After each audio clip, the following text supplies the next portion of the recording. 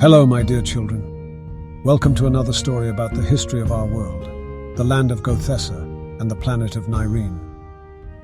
From the sands of Africa to the fjords of Nausicaa, the battlefields of Angland and the ancient wonders of Austria, this is the lore of Blood of the Wolf King. Today I shall enthrall you with the tale of perhaps one of the oldest countries in the land of Austria, a nation that once held the power of the region in its hand. This is the story of the Wolfsreich.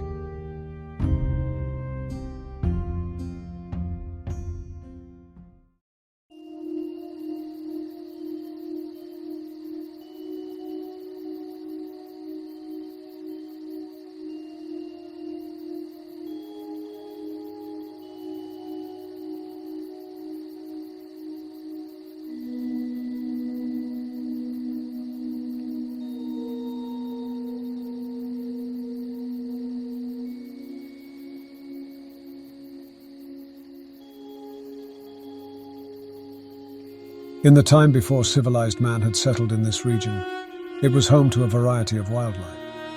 Many of these animals protected the forests and rivers from outside threats, living in harmony with each other.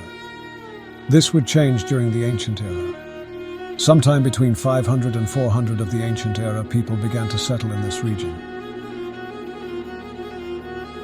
It's unclear exactly why people began to migrate beyond the Great Channel to Ostenhaufen, the eastern half of Gothessa. Some historians believe it may have been due to war or a famine. What we do know is that the people that settled here would become cut off from the rest of the continent for many centuries. They would develop their own language, culture, and religion. Because of this, they would become a new peoples, the Vandals. Those that settled north would be called the Vandaltons, and those that settled in the south would be called the Vandalgoths. The Vandalgoths lived in small villages split up into several tribes and practiced a kind of pagan religion. At the center of each village was a large bonfire that they used for cooking sacrifices to their gods. Usually these sacrifices would be pigs, but at some point it was decided that it wasn't enough. The practice of warrior sacrifices began sometime around 160 of the Ancient Era. Tribes would meet in great tournaments, and warriors would fight to the death. The tribe that won the tournament would go on to use the body of the rival tribe's contender as a sacrifice, cooking them in the town center and eating them for good fortune with their gods. Things would change drastically only a few decades later, in 12 of the Ancient Era. The Eternian Empire had conquered the entirety of West Lichtenhaufen, the western half of Gothessa. They had now set their sights on Africa and Ostenhaufen. Under the command of the infamous Wolf King, several legions were sent to suppress the natives and occupy Austria. At first, the tribes were united in fighting this new threat.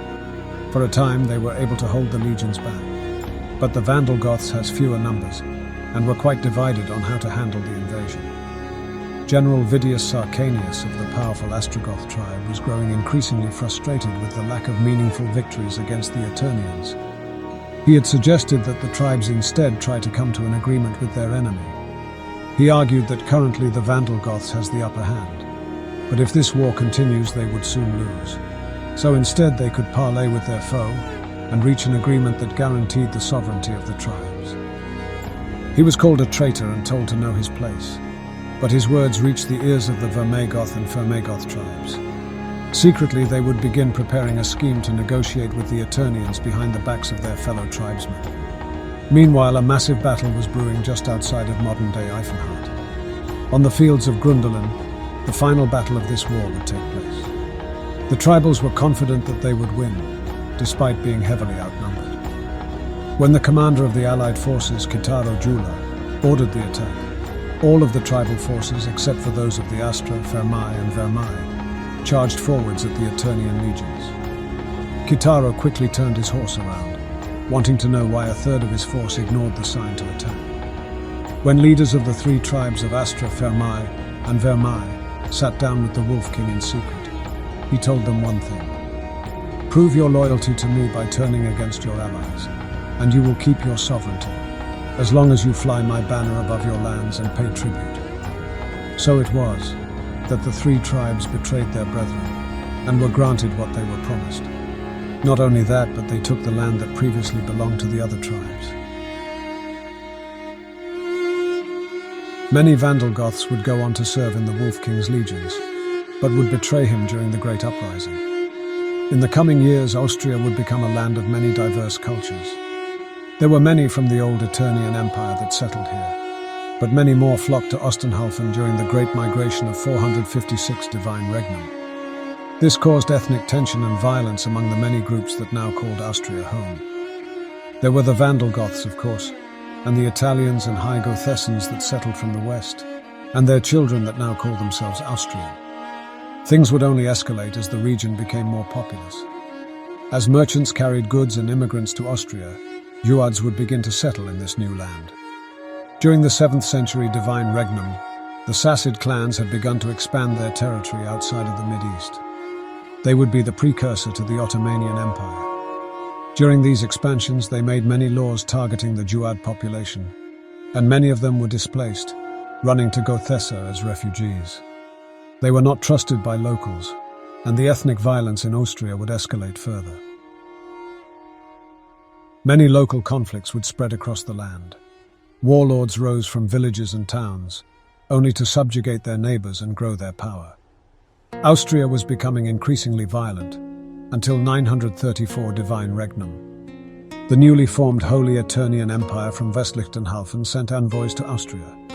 The emperor sought to unite Gothessa, but not with war, with peace. It was difficult to get the scattered nation-states of Austria to sign the imperial charter. Many were distrustful of the new HAE, and others worried about losing their lands or resources. The first to join the HAE would be the Grand Duchy of Weiss.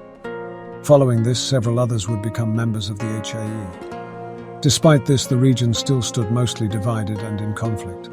But everything would change in the year 1371 Divine Regnum. Little did the people of Gothessa know, beyond the land of Raskov there was a new imperial power forming, a nation led by a great Khan, who would go on to conquer the entire steppe. As if out of a nightmare, Austria would soon be victim to a horrible war. It started in a small eastern village.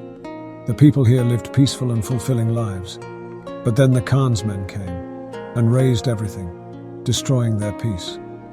This was the raid of Kiena in the Duchy of Azonia.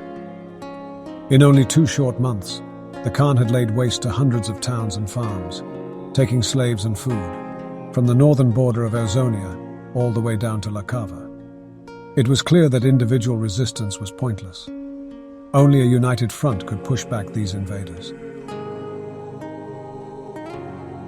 It would still take some time for the leaders of Austria to agree with a plan of action and negotiate fair tribute with the HAE. Many did not want to pay high taxes to the emperor, and others were concerned with religious matters. Almost all of Ostenhalfen were Divinians, the largest religion of Gothessa, but they were of the Eastern Church. The Western Church, whose pope was integral to HAE politics, was disliked and distrusted by those of the Eastern Church, who did not have a pope, but rather a series of patriarchs. These negotiations went on for several weeks. By the time the remaining holdouts signed the imperial charter, the Khan had already made his way through the land of Ostrogoth.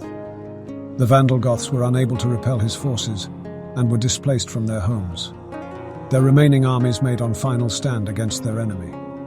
Led by General Lef Argalus, with their backs facing Mount Grinhold, they made their final stand. They fought to the last man. Their sacrifice was not in vain, however. They held the Khan long enough for the last of their people to escape. In the end, the Khan was driven out of the land. After the war, new lines were drawn and new nations had arisen. The Wolfsreich was one of those nations.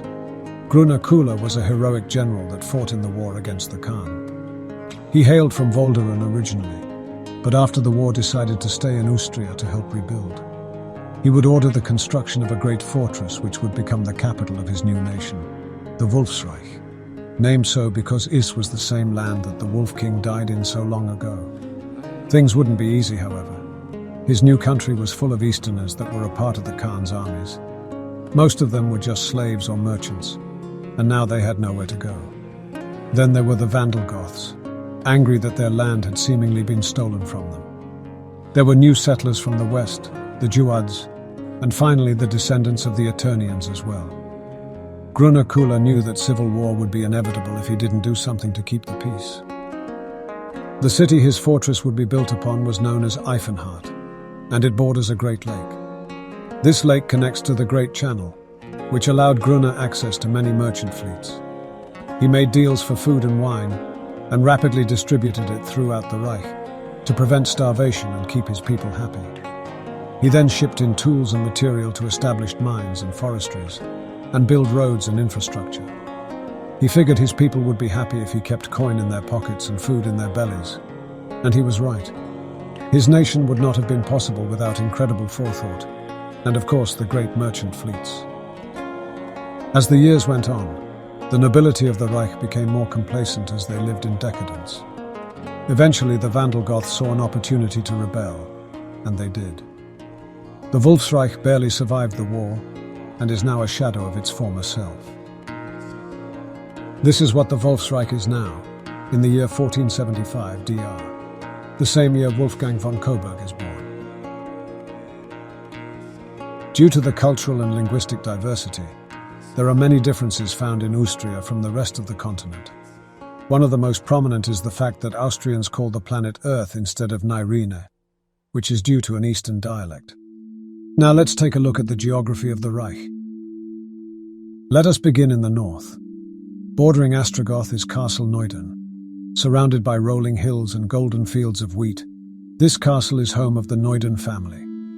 During the coup led by the current Duke of the Wolfsreich, Sir Neuden proved his military prowess by defeating several armies of Vandal Goth troops. For this, his family is charged with defense of part of the border.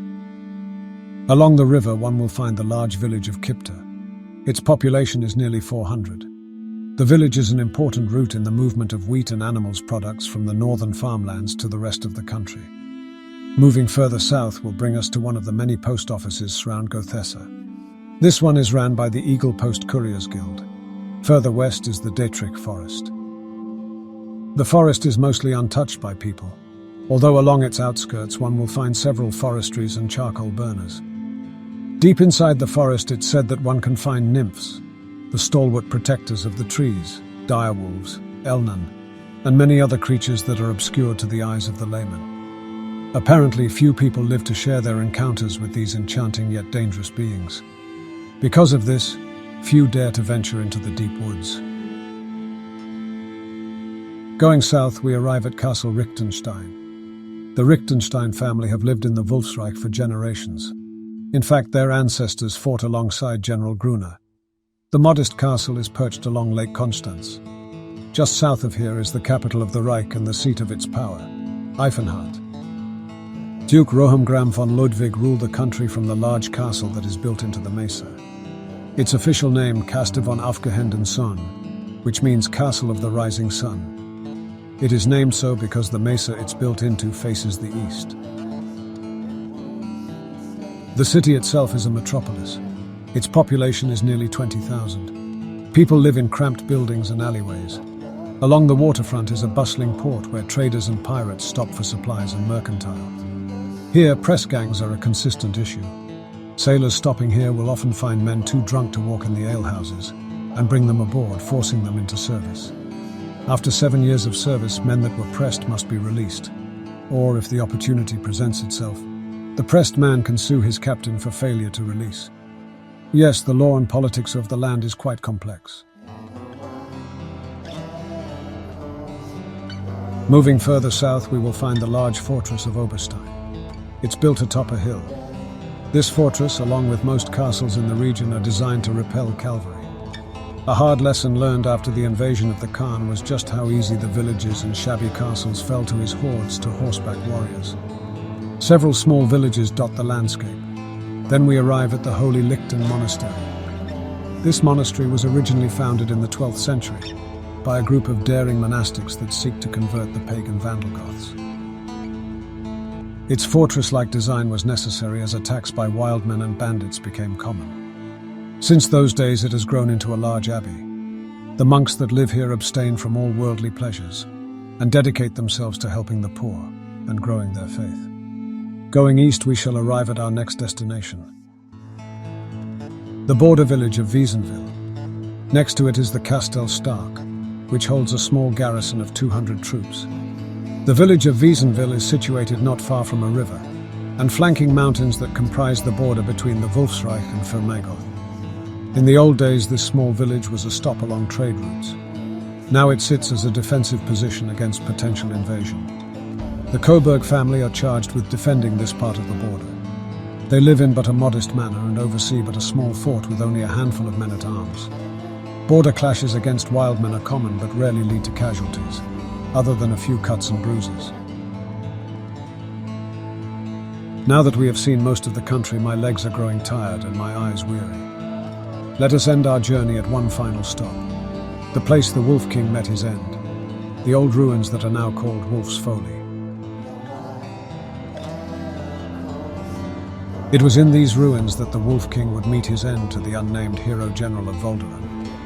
It was also on that fateful day that the moon split in two, forever shaping the world. Nobody knows for certain what these ruins are. Some historians have found evidence to suggest they were an early Divinian church, but others have disputed that. In truth, nobody knows for certain. What is most mysterious about them is that some unknown people seem to keep a small red candle lit inside the ruins. No one has ever seen the person or group that does this. But every time that candle goes out or gets stolen, a new one appears and remains lit. Some have even tried waiting to catch the people doing this, but somehow the mysterious candle lighter gets past them. This leads some to believe a supernatural or otherworldly explanation is at play. Thank you for joining me on this journey across the country of the Wolfsreich. Today it has been demoted to a mere duchy, and is referred to many outsiders as Wolfkönigsland, a name that upset denizens of the Reich. Only time will tell whether or not they can return to their former glory. Or maybe it's their destiny to turn to dust and rot in the annals of history. Now I must rest. When I am ready again, this old traveler's spirit shall take you on another adventure. Thank you and good night, my dear children.